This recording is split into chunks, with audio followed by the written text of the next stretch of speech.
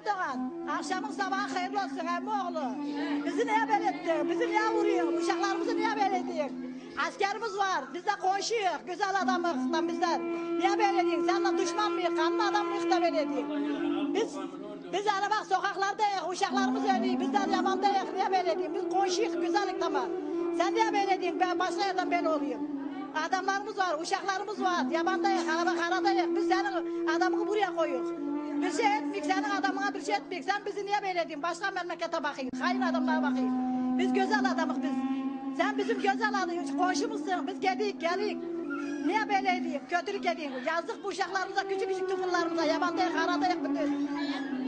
Hayatımız bütün boşa gitti. 2 senedir yabandayız. Biz senin düşmanın olur. Biz bütün Türkmenik, fıkarayız bütün ev. Niye böyle edeyim sen?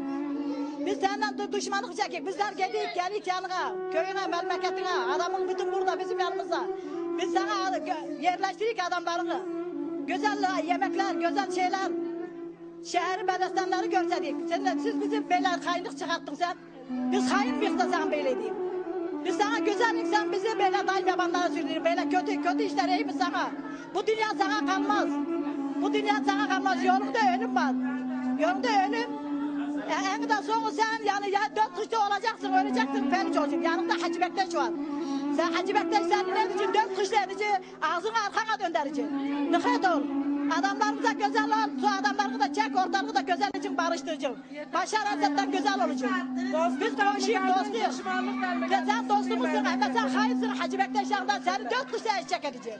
Doğru durmazsan. Git biz Allah'tanık, yukarıda Allah'ımız olacak.